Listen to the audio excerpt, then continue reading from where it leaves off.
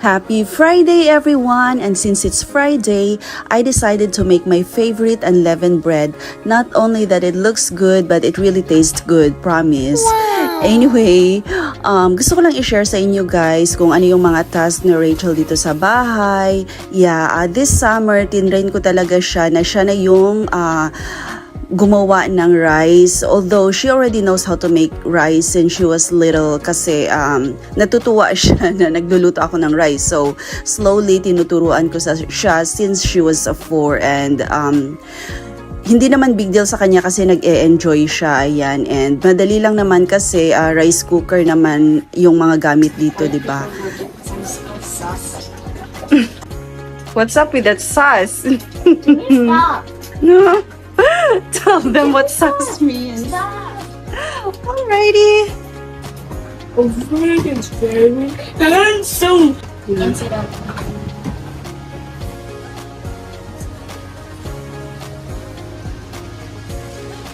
This one is okay. That's fine.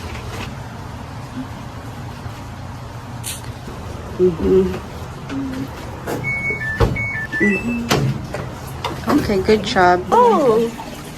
Look, okay, put their food na. Ayan. They eat all of that, guys. So don't think we're overfeeding them. Hello, guys. Say hi, Rachel. Yeah. Guys, I'm gonna get myself some cat ears next time. Yeah. Yeah. Mhm. Mommy, like, what? Can I get some? I cannot promise, but we'll definitely get you one, okay? Yeah. So anyway, go eat your food and watch Dr. Pinax. Ay nako, hapon na guys. Papunta ng library ang asawa ko. So hindi ko natapos kagabi kasi nakatulog na yung anak ko, pero nilinis ko dito lahat, guys.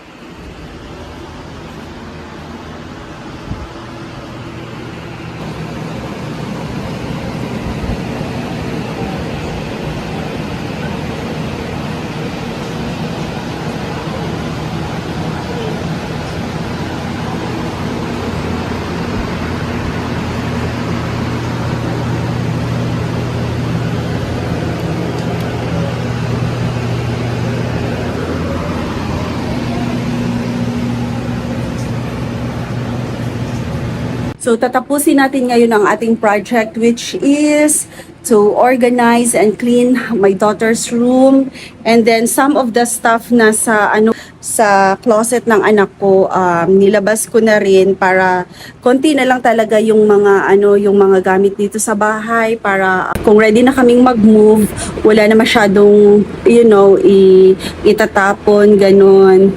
Yeah, so it feels good na medyo na clear na yung ating yung ating mind. Yeah. Anyway, hinihintay ko yung order ko para sa sa curriculum ng aking anak. So nag-order ako ng language and arts sa Christian bookstore. Nag-change ako ng ng curriculum niya. This is so funny guys kasi nung may simula na akong mag-organize, although nagawa ko na ito kagabi pa. Wait, ipakita ko sa inyo ha. Nagamit ko yung mounting tape. Akala ko meron pa akong mga mounting tapes dito sa organizer ko. Pero nung tiningnan ko, wala na pala. So, eto, when I started doing this, I was like, oh my gosh, I'm not gonna take a video kay basig magkapalpak-palpak and then baka mahulog, ganun. Pero so far, hindi naman. Sana okay siya. Yan, ginamitan ko na lang siya ng glue and as well as scotch tape. And then ito rin, nilagyan ko sila ng wait, dyan. Nilagyan ko ng scotch tape sa gilid at saka glue stick yung ginamit ko.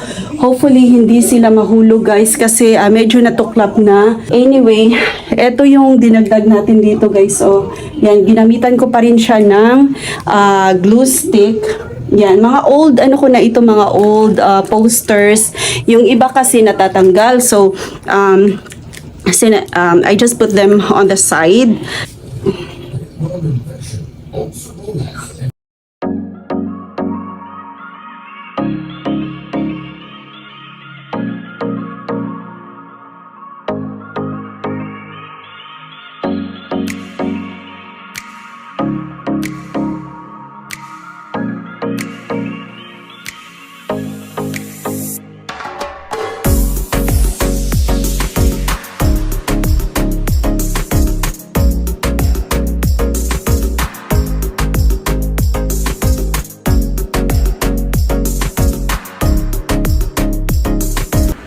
So, i-share ko lang pala mga friends kasi I have this poster for so many years now. I like it because it's just simple but it's full of meaning to me. It says, teach, love, inspire. So, I love teaching, and when I teach with love, and because I love what I'm doing, I'm inspiring others, and naturally, I like to inspire others. So that's it. Yeah, I am keeping it until it wears off.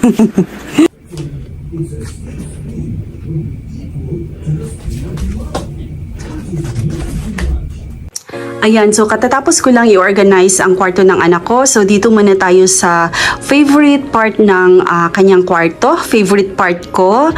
So this is her science slash curriculum and slash miscellaneous area. Yan. So focus lang muna tayo dito guys kasi I wanna really show this area or part of her room to you guys. Ayan. And then on this side, dito ko nilagay yung heart. And then this is actually the ear also. Ayan. And then ito, yan. We learned that we have how many teeth? Na? Huh? Isn't it 32? Okay, and then this is our virus.